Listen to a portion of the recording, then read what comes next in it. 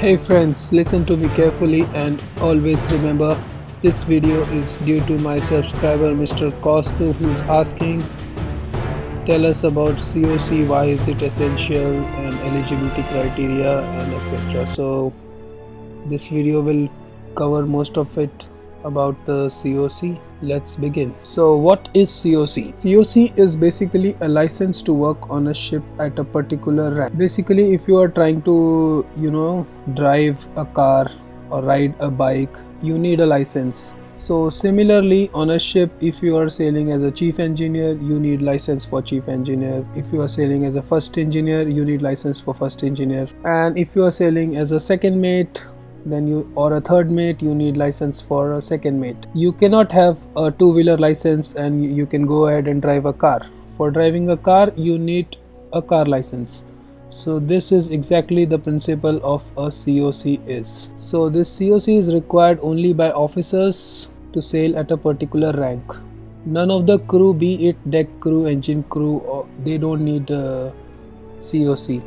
And mind you, electrical officer do need a COC for electrical officer, and crew only need COP, which is Certificate of Proficiency, wherein they have to attend some courses and they get this certificate of proficiency.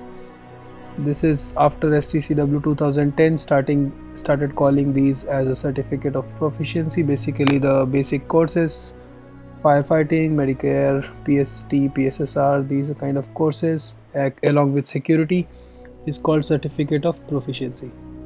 Okay, moving ahead, let's come to the point. Type of COC. We have foreign going ships where you need FG, foreign going COC, and near coastal trade NCV. So FG, foreign going, is for the working on ships which are trading worldwide, and NCV license will be only helpful to you if you are working to look in trading in coastal area only. NCV will be beneficial only for trading in coastal area. And say if you have an Indian NCV license, then you will be able to trade only in the Indian coast. That license won't be valid in Netherlands or Russia or anywhere else. So each country has its own near coastal trade licenses. But if you have a foreign going license, then there is no restriction. You can sail all over the world without any problems. Levels of COC. At different ranks you have different COCs. For deck side, it's second mate license. After cadetship, when you get your second mate license, you become third officer. On the basis of your sailing experience, you are automatically promoted to second officer. So second mate COC works at the rank of third officer as well as second officer. Mate, which is chief officer. Master, which is captain. For engine side, you have class 4, which is good enough for a fourth engineer or third engineer. Then class 2 for second engineer and class 1 for chief engineer. Now let's talk about eligibility of COC. For second mate license, you need 18 months sea time as deck cadet if you have done DNS training, and 12 months sea time for a BSc nautical candidates. Now this difference is because a deck cadet who does DNS, he does the DNS only for a year, 12 months. So he need to have little more sea time, 18 months, whereas a BSc nautical candidate does 3 years extra in his BSc nautical. So he has relaxation of sea time by 6 months, so he needs to do only 12 months.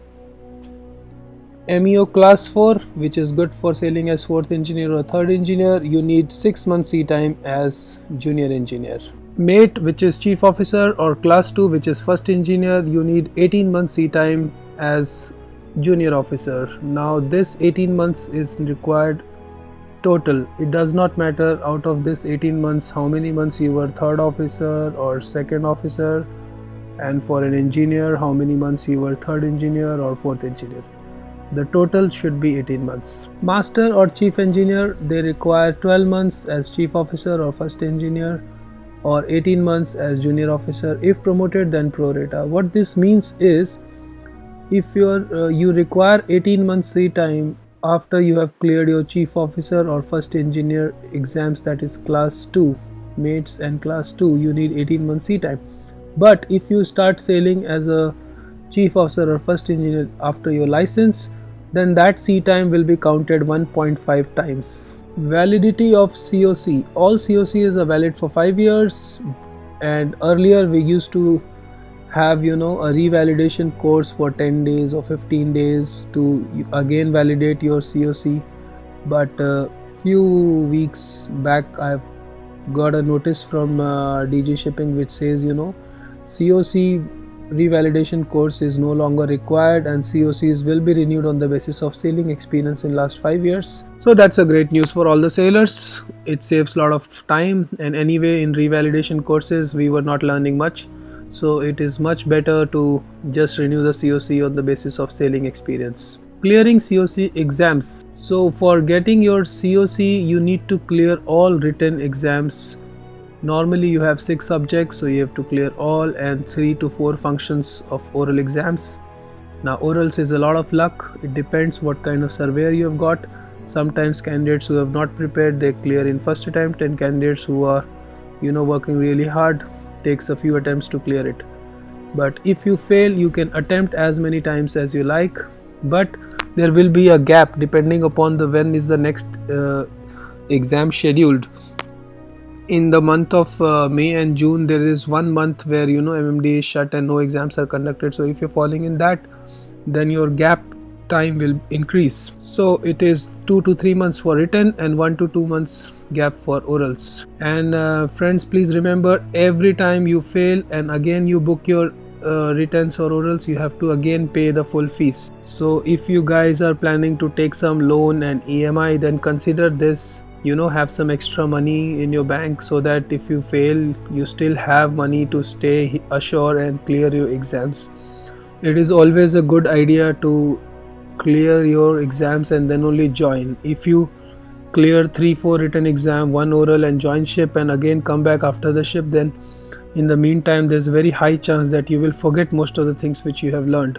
So it is always good idea to clear everything, get your COC, and then join. So that's it from my side, friends. If you have any more doubts, then you can always leave a comment below. If you like the video, please hit the like button and don't forget to subscribe to my channel. Bon voyage, safe sailing, Jai Hind, my friends.